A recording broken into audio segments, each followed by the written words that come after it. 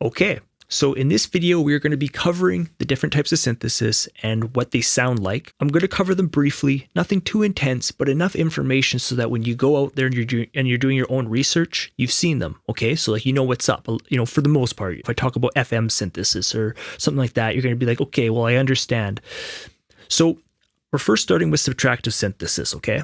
The whole goal for my understanding of subtractive synthesis is we're using these oscillators to create. Again, I'm just going to turn this up. So we have our fundamental, okay? Go down a little lower. So this is our fundamental, okay? I'm gonna remove oscillator A, enable oscillator B. So this is now a saw wave. If I play it, okay? So the whole goal behind subtractive synthesis is we create these rich sounds, just like this. This is a rich sound, right? We have our fundamental, then our harmonics, nice and rich.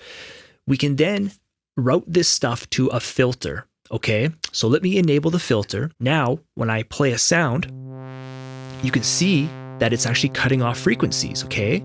So just quickly, what is a filter? A filter is just an EQ, and it's all these different types of bands that you can create. So this is a high cut filter. This is a high cut filter, okay? I'll cover this more once we get to filters though, okay? But in simple terms, a filter is just an EQ, and we can start doing creative things. For example, let's go to envelope 2. I'm going to lower the sustain. I'm going to drag this onto the cutoff knob, and watch when I play a note, see how it starts opening up, right? Okay, so I'm going to right click here and I'm going to remove this stuff, but I'm just sharing that with you to show you these are our oscillators, these are our envelopes, these are our filters. Those are the three basic principles, okay? So filter off, I just kind of thought of this analogy, okay? So it's kind of like ice cream. So if you know what Neapolitan ice cream is, it comes with vanilla, it comes with chocolate, and it comes with strawberry, okay? So that fundamental is like the ice cream itself, but the frequencies on top of that are kind of like the different flavors, okay? So you have strawberry, chocolate, and vanilla. So that's the flavor. But if you were to take a bite into the strawberry one or take a bite into the vanilla one, it still has like the same texture in your mouth, but the actual flavor is different. And that's what we call timbre. Now, timbre is, again, like the actual character of the sound. So when we have our fundamental pitch, this is the fundamental, okay? That's what is actually making this synth in pitch with other sounds. But the frequencies on top are kind of like the flavor. For example, if I hold this down again, we go through some more wave shapes, right? So as you can see, this is just a different flavor, but it still has the, that ice cream right here. This is the fundamental, okay? Over here, like for example, let's say we're on vanilla right here, okay? We come back, and then let's say this is like strawberry, but we still have that same fundamental, okay? Now the whole goal behind subtractive synthesis is we are creating these rich waveforms, and then we are using these filters and these envelopes to mold that sound, okay? Now the next one is wavetable synthesis. So again, you can just load any sound into something like Serum, okay? Because Serum is a wavetable synthesizer. And if you click, this is the 2D view right here. And if I click again, this is the 3D view, okay? So since this is the basic shapes, it really doesn't give you a great insight to what's going on. So again, I'm just going to share with you another one. So if we go to the 3D view, okay, so again, this one's a crazy waveform, and I'll let you listen to it, okay? So again, the filter's on. But this is the general concept where you load in this wavetable, and then you can actually go through like the position and super powerful stuff, okay? So that's just wavetable synthesis. FM synthesis, I can show you really clearly on here, okay? So I'm going to go to the basic shapes again, and we're going to go to the 2D view, and we're going to go to the sine wave, okay? So again, I told you in FM synthesis, there are what's called operators. So both of these are an operator. One is the carrier, one is the modulator, okay? So in this case, this here, I'm going to make the carrier, and this one is going to be the modulator. So I'm actually going to send oscillator A into B, okay? And then we can actually modulate our waveform. And you're going to see that because it starts adding in high frequencies. Okay, so again, this is a sine wave, and I haven't done anything special to it. So if I were to actually play the sound, again, we're going to turn up the volume. This one is up an octave. We're going to bring it down. So I'm going to press the note. It's going to be the exact same fundamental note because again, what's special about a sine wave? It's only one frequency, right? So here we go.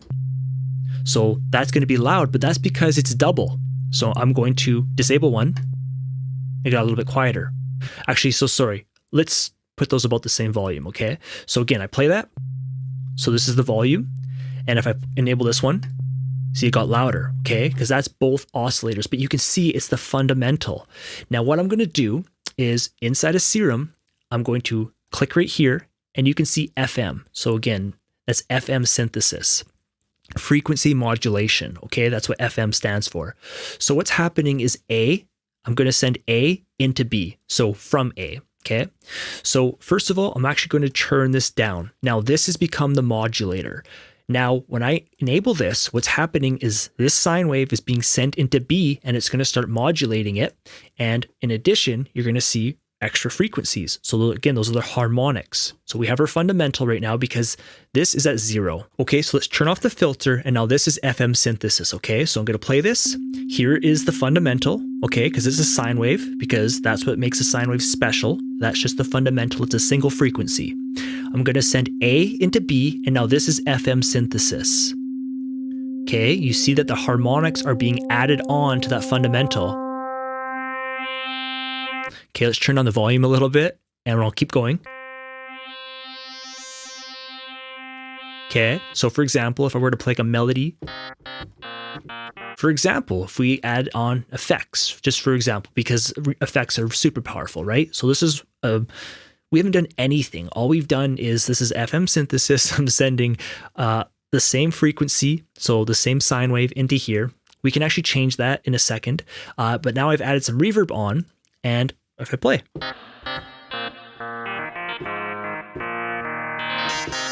Okay, so let's turn off the reverb, and then we are going to change the actual shape here, and let's hear how it sounds, okay? Because again, right now we're sending a sine wave into a sine wave, but if we change the wave shape, okay, so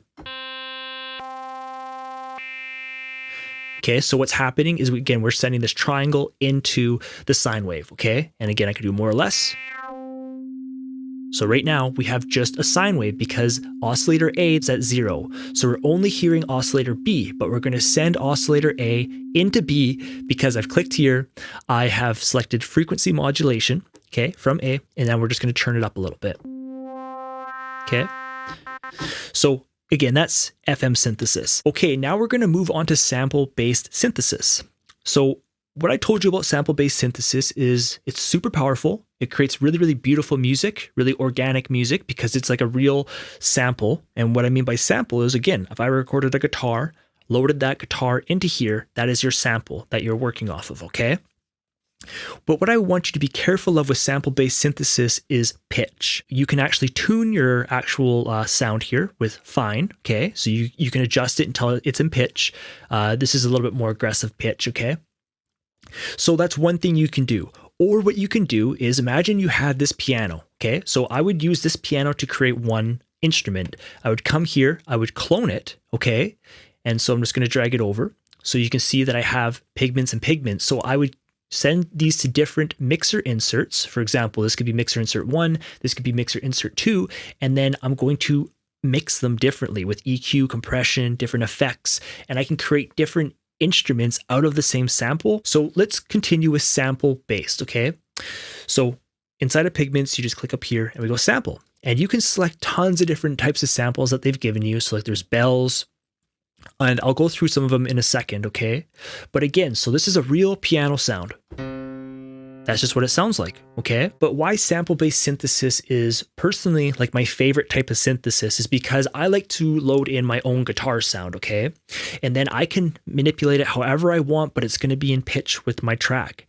And you can do tons of cool things, again, such as like, so if I play like the sound here, or if we increase the attack, okay, you can create tons of different sounds out of this piano. So let's go through a couple different sounds of the sample based. I wanted you to try that bell one. So in bell and mellets. So these are pretty cool. I've played with these before.